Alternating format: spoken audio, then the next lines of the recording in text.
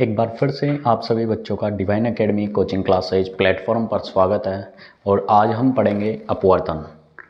अपवर्तन लेसन प्रकाश परावर्तन और अपवर्तन का टॉपिक है। अपवर्तन के अंदर हम पढ़ेंगे अपवर्तनांक भी पढ़ेंगे।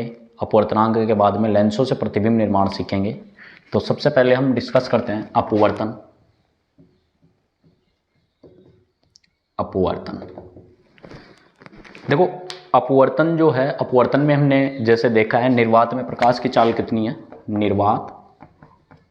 निर्वात में प्रकाश की चाल थी 3 × 10⁸ मीटर पर सेकंड।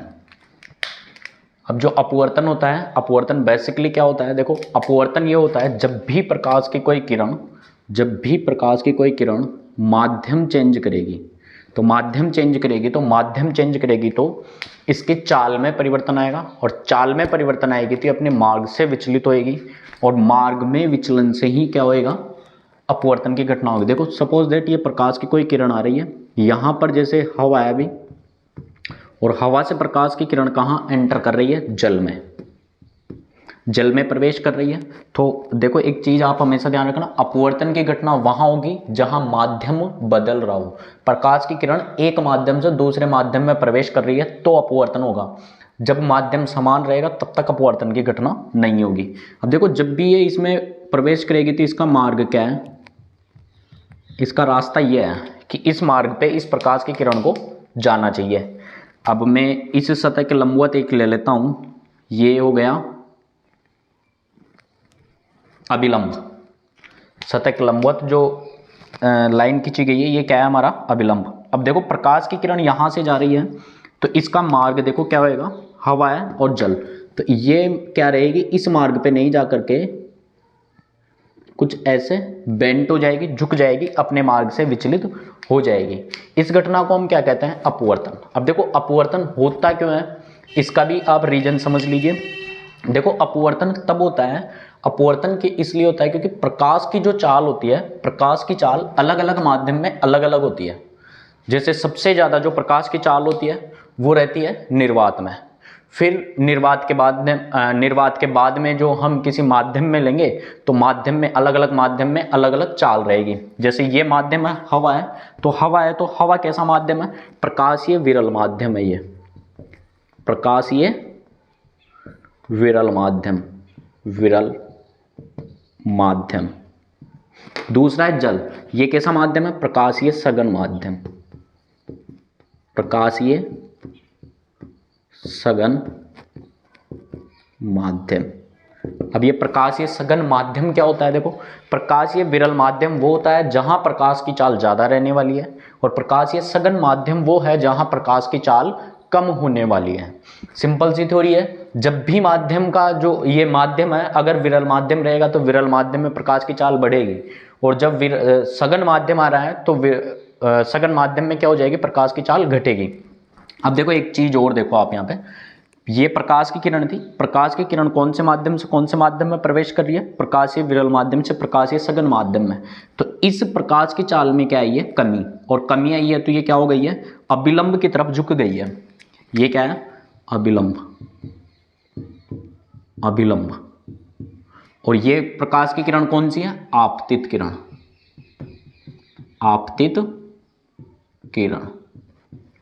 और ये अभिलंब भाई, ये कौन सी है, अपवर्तन की घटना पढ़ रहे हैं तो ये हो गई अपवर्तित किरण।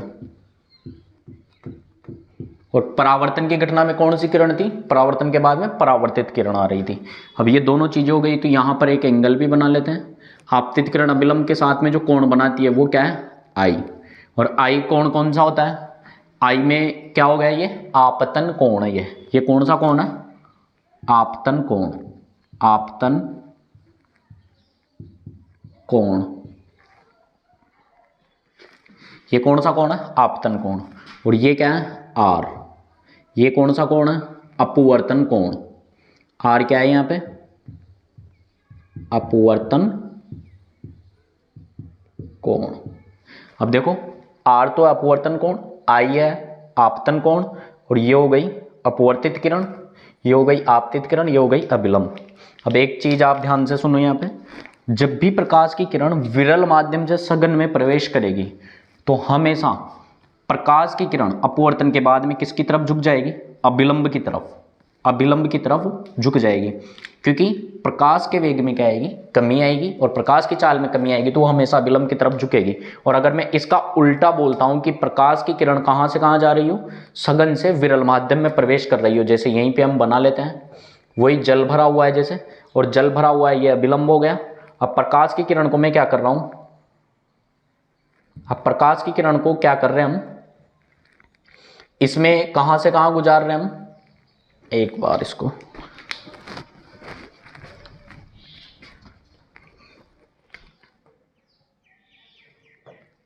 ये अभिलंब है, अभिलंब है, तो प्रकाश ये सघन माध्यम से विरल माध्यम में प्रवेश करवा रहे हैं, और प्रकाश ये सघन माध्यम से विरल में प्रवेश करवाएंगे। तो देखो यहां पर क्या होएगा? प्रकाश का अब ये जनरल जो इसका रास्ता होने वाला है वो तो ये है ना, इस मार्ग पे जाना चाहिए, लेकिन क्या होएगा यहां पर? ये इस मार्ग से दूर हटेगा, यानी कि अभिलंब से दूर हटेगा ये। तो या इसका ये अभिलंब से दूर हटने का कारण क्या है? क्योंकि प्रकाश का वेग इस सघन माध्यम में कम था, प्रकाश ये सघन माध्यम था तो इसके यहाँ पर चाल कम थी, और जैसे ही विरल माध्यम में प्रवेश करा इसकी चाल बढ़ गई, और चाल बढ़ते ही ये क्या हुआ? अभिलंब से दूर हट गया। विरल से सघन में प्रवेश करने पे अभिलंब की तरफ झुक रही है प्रकाश की किरण, और इसी घटना को हम क्या कहते हैं? अपवर्तन। यानी कि प्रकाश का माध्यम बदलते ही अपने मार्ग से विचलित होना क्या कहलाता है? अपवर्तन की घटना कहलाती है। समझ में आ गया होगा शायद अच्छे से। ये इसमें जो अपवर्तन, ये घटना जो हुई है इसी को हम क्या कहते हैं? अपवर्तन। पूरी को, अपने मार्ग में विचलन को ही अपवर्तन कहते हैं। अब यहाँ पर दो नियम है, दो नियम है। देखो सबसे पहला नियम अपवर्तन के, परावर्तन में जैसा हमने पढ़ा है वैसा का वैसा ही अपवर्तन में भी है। आपतित किरण, अभिलंब और अपवर्तित किरण तीनों एक ही तल में एक ही बिंदु पर उपस्थित है। आपतित किरण, अभिलंब और अपवर्तित किरण तीनों एक ही तल में एक ही बिंदु पर उपस्थित है। दूसरा जो नियम है, दूसरा नियम क्या है? देखो सिंपल है, आपतन कोण और परावर्तन कोण। अब परावर्तन के अंदर क्या हो रहे थे? बराबर हो रहे थे। आपतन कोण जितने डिग्री का था परावर्तन कोण भी उतने ही डिग्री का था। यहां पर जस्ट थोड़ा सा अलग है। आपतन कोण और अपवर्तन कोण जो होता है इसकी जो ज्या का अनुपात होता है sine i upon sine r, इनका जो अनुपात होता है वो हमेशा क्या होता है? एक नियतांक होता है। क्या होता है ये? हमेशा नियतांक। ये हमेशा क्या होता है? नियतांक होता है। यानी कि इनका जो रेशियो है, इनका जो अनुपात है वो हमेशा फिक्स बना रहेगा। जैसे यहां पर ये नहीं होने वाला है कि भाई हमारे पास में 30 डिग्री का कोण था तो ये भी 30 का ही रहेगा, ये 20 का है तो ये भी 20 का रहेगा। यहां ये होने वाला है जैसे ये 30 का है और ये 20 का है, आई की वैल्यू 30 और अगर ये 20 की, ये इसकी वैल्यू 20 है, तो इनका जो रेशियो आएगा, अब जो अनुपात आएगा वो अनुपात हमेशा फिक्स रहेगा। एक बार ये अनुपात आ गया तो अगर मैं यहाँ पर एंगल चेंज करता हूँ तो जितनी हमारे पास में यहाँ पर नियतांक आ गया था, जितनी वैल्यू आ गई है, सेम वैल्यू में ही उसी अनुपात में ये चेंज होएगा। क्लियर है? और इसी को हम क्या कहते हैं? ये अपवर्तन का दूसरा नियम भी है, और अपवर्तन के दूसरे नियम को हम क्या कहते हैं? स्नेल का नियम भी कहते हैं। और क्या बोलते हैं हम इसको? स्नेल का नियम भी। स्नेल का नियम एग्जाम में सीधा सीधा पूछता है स्नेल का नियम बताइए, तो आप वहां पर बताओगे सिंपल सा, आपतन कोण और परावर्तन कोण की ज्या का अनुपात हमेशा क्या होता है? नियतांक होता है। इसी को हम क्या कहते हैं? स्नेल का नियम कहते हैं। अब एक चीज और देखो, यहां पर साइन आई और साइन आर जो है इनकी जो वैल्यू आ रही है नियतांक, इसी को हम अपवर्तनांक भी बोलेंगे। इसी को क्या कहते हैं? अपवर्तनांक। ये जो नियतांक आ रही है इसकी जो वैल्यू आ रही है इसी को अपवर्तनांक बोलते हैं। नेक्स्ट टॉपिक में हम डिस्कस करेंगे अपवर्तनांक क्या चीज है। यहां पर आपको क्लियर हो गया होगा। देखो बेटा, एक और चीज हमारे को ध्यान रखना है कि अपवर्तन की जो घटना है, अपवर्तन की घटना के लिए मैंने क्या बताया था कि प्रकाश अपने मार्ग में विचलन को प्रदर्शित करेगा, प्रकाश अपने मार्ग से हटता है, उसी घटना को हम क्या कहते हैं? अपवर्तन। ठीक है, तो यहां पर एक और चीज है कि जो आई की वैल्यू रहने वाली है, आई जो था ये अभिलंब हो गया, ये आपतित किरण हो गई, और ये तो आई है और ये क्या है? आर। तो आई की वैल्यू हमेशा कितनी होनी चाहिए? इसके लिए एक शर्त है कि आई की जो वैल्यू है, आई की जो वैल्यू है वो मोर देन हमेशा 0 डिग्री से तो क्या होनी चाहिए? ज़्यादा, और कम किससे होनी चाहिए? कम होनी चाहिए 90 डिग्री से। तो देखो इसका मतलब ये है कि 0 डिग्री से क्या होनी चाहिए, ज़्यादा। 0 डिग्री का मतलब क्या हो गया, जो आपतित किरण है, ये आपतित किरण है, आपतित किरण है। आपतित किरण बिल्कुल किसके ऊपर से नहीं गुजरनी चाहिए, इस अभिलंब के ऊपर से, यानी कि प्रकाश की किरण कैसे नहीं हो सकती है, ये।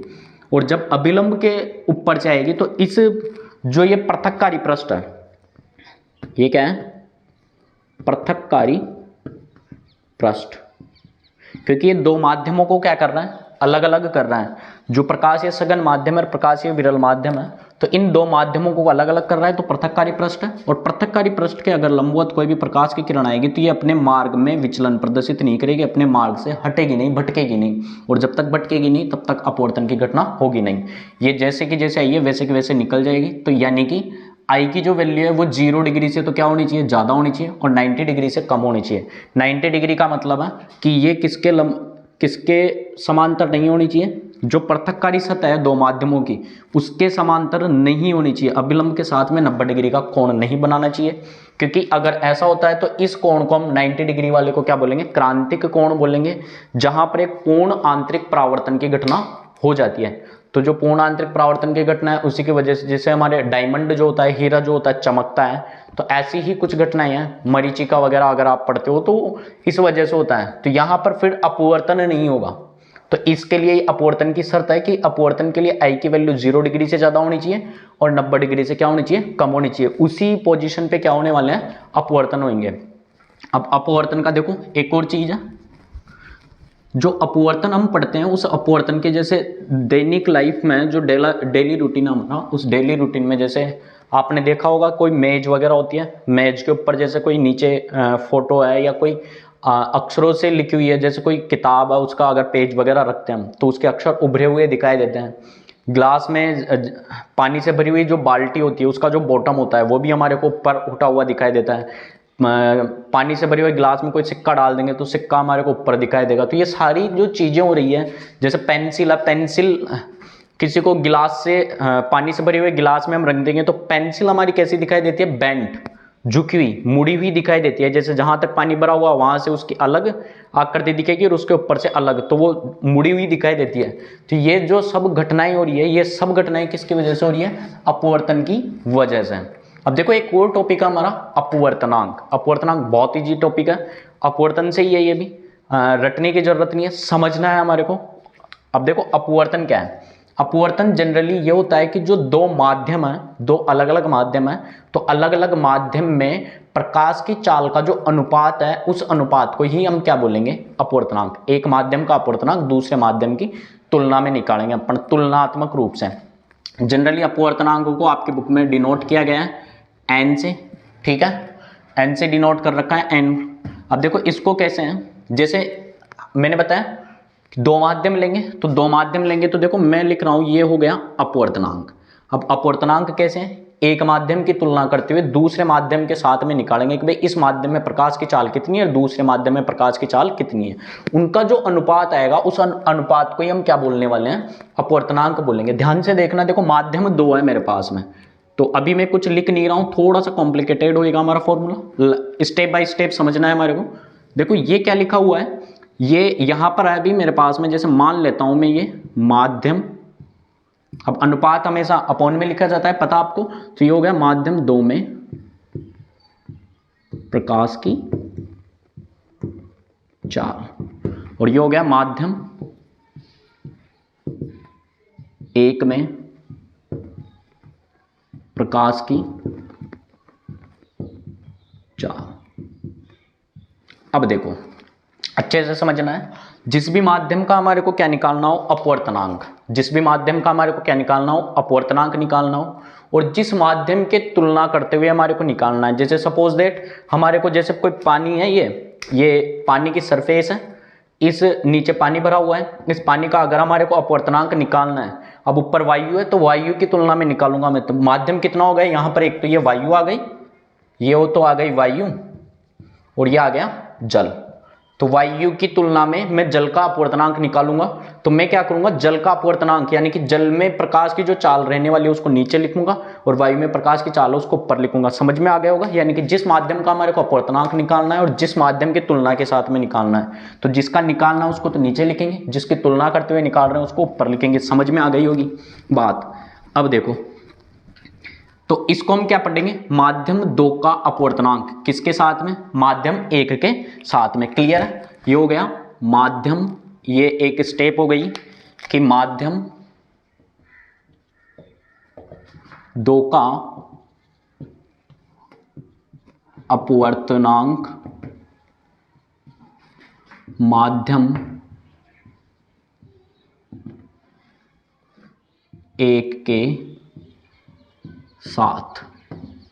ठीक है, अब देखो इसको मैं क्या कर रहा हूं, थोड़ा सा इसको भी मैं कन्वर्ट कर रहा हूं। यहां मैं लिख रहा हूं 2 1। इसका मतलब क्या रहा, अपवर्तनांक किसका, माध्यम 2 का, किसके साथ में, 1 के साथ में। समझ में आ गई बात। अगर मेरे को माध्यम 1 का अपवर्तनांक निकालना है तो कोई दिक्कत नहीं है, बड़ी बात नहीं है, जस्ट चेंज करेंगे। माध्यम 1 का निकालना है ना, तो ये हो गया माध्यम 1 का अपवर्तनांक किसके साथ में, माध्यम, अब किसके साथ में, 1 का निकाल रहा हूं तो किसके साथ में निकालूंगा, 2 के साथ। देखो फॉर्मूला सेम रहेगा, बस मैं डिजिट चेंज करूंगा। 1 का निकाल रहा हूं तो 1 नीचे लिखूंगा और 2 का निकाल रहा हूं तो 2 नीचे लिखूंगा। तो सम जस्ट हम अब इसको देखो मैं क्या लिखूंगा, n 2 1 था तो इसको क्या लिखूंगा 1 2 इक्वल्स टू माध्यम, ऊपर क्या जाएगा 2 का अपवर्तनांक, सॉरी माध्यम 2 में प्रकाश की चाल, माध्यम 2 में प्रकाश की चाल और माध्यम 1 में प्रकाश की चाल, माध्यम 2 में प्रकाश की चाल और माध्यम 1 में प्रकाश की चाल। तो किसका अपवर्तनांक निकल के आएगा, ये माध्यम 1 का अपवर्तनांक निकल के आएगा माध्यम 2 के साथ में। क्लियर है। अब देखो एक चीज मैं इसको किससे डिनोट कर सकता हूं, इसको डिनोट कर सकता हूं, देखो प्रकाश की चाल, चाल की बात कर रहे हैं अपन, वेग की बात कर रहे हैं ना, तो इसको किससे डिनोट कर सकते हैं, v से। ये भी चाल ही है तो ये भी v रहेगी, कोई दिक्कत। लेकिन ये कौन से माध्यम की चाल है, 1 की, तो मैं इसको करूंगा v1, और ये कौन से की है, 2 की, तो मैं इसको लिखूंगा v2। सेम अपोजिट हो जाएगा यहाँ पे कि v2 अपॉन v1, ये हो गया v2 अपॉन v1। क्लियर है, कोई दिक्कत यहां तक। तो इस तरीके से अपन किसी भी माध्यम का, एक माध्यम का अपवर्तनांक दूसरे माध्यम के साथ में निकाल सकते हैं। अब देखो यहां पर आपके एक टॉपिक है, छोटा सा इजी टॉपिक है, काम क्या है उसका नाम भी काम भी समझ में आएगा। जैसे एक टॉपिक है निरपेक्ष अपवर्तनांक, निरपेक्ष अपवर्तनांक, बड़ा अच्छा सा टॉपिक है, काम में आएगा। देखो निरपेक्ष अपवर्तनांक क्या होता है, सिंपल सी बात समझनी है, एक लाइन में बात समझ में आ जाएगी। देखो यहां पर हमारे पास में दो माध्यम थे, अब माध्यम 2 यहां पर रहेंगे, लेकिन एक माध्यम हमेशा फिक्स रहेगा। एक माध्यम कौन सा फिक्स रहेगा, एक माध्यम हम हमेशा लेंगे या तो निर्वात लेंगे या फिर क्या लेंगे हम, वायु। क्योंकि निर्वात में प्रकाश की चाल होती है 3 × 10⁸ मीटर पर सेकंड, और वायु में लगभग उतनी मान ली जाती है कि ज्यादा कोई चेंज नहीं आता है निर्वात और वायु के अंदर। तो निर्वात या वायु में प्रकाश की चाल। अब देखो निरपेक्ष अपवर्तनांक है तो n ही लिख रहा हूं मैं, अभी भी क्या चेंज करूंगा अभी समझ में आ जाएगा आपको। यहां पर मैं लिख रहा हूं इसमें निर्वात, या फिर मैं क्या बोल सकता हूं इसको, वायु में प्रकाश की चाल, निर्वात या प्रकाश में, निर्वात या वायु में प्रकाश की चाल।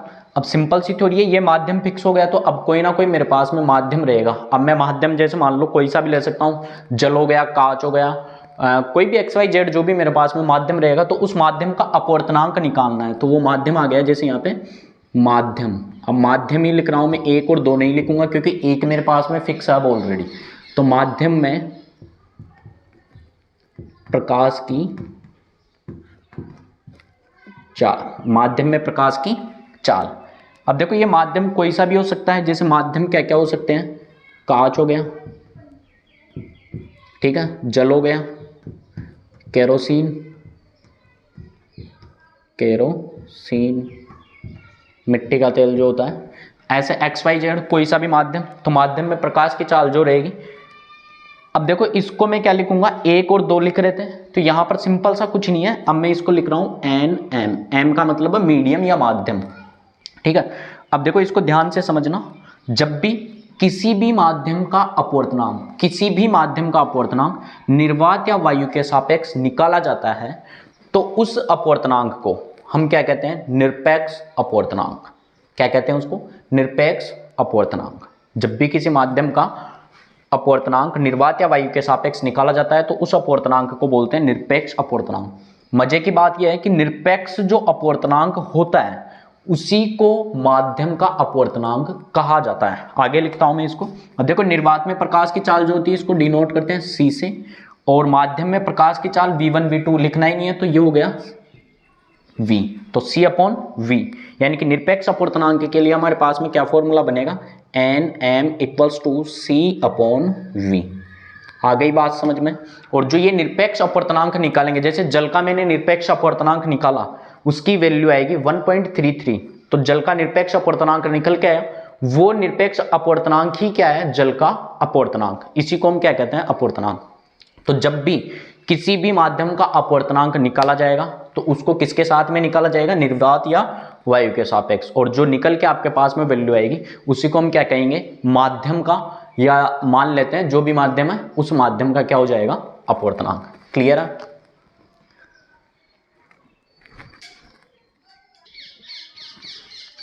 अच्छा बेटा, अब कोई ये बता सकता है कि अपवर्तनांक का मात्रक क्या रहेगा, बात करते हैं इस पे। देखो मात्रक किसका, अपवर्तनांक का, सिंपल सा है। मात्रक हम जनरली किससे निकालते हैं, फॉर्मूले से, सूत्र से। तो अगर मैं बात करता हूं तो मात्रक जैसे यहां पर ले लेते हैं, जैसे यह है N = V/V, दोनों यहां पर भी चाल है, यहां पर भी चाल है। तो देखो चाल का जो मात्रक होता है वो क्या होता है, जनरली चाल बराबर दूरी बटा समय होता है, तो मीटर अपॉन क्या हो गया, सेकंड। तो ये हो गया, जैसे इसका मात्रक मैं लिखता हूं इस चाल का M/S, और इसका क्या हो गया, M/S, metre upon second, metre upon second. अब जब दोनों मीटर अपॉन सेकंड है, मीटर अपॉन सेकंड है, तो ये दोनों क्या हो जाएंगे, एक दूसरे से कट हो जाएंगे, और कट हो जाएंगे तो हमारे पास में क्या बचेगा, मात्रक। यानी कि जो मात्रक होता है ये क्या है, इसका कोई भी मात्रक नहीं होता है, कोई मात्रक नहीं, यानी कि कैसी राशि है ये, मात्रकहीन राशि है, मात्रकहीन राशि। अच्छे से समझ में आ गया होगा। आगे का टॉपिक है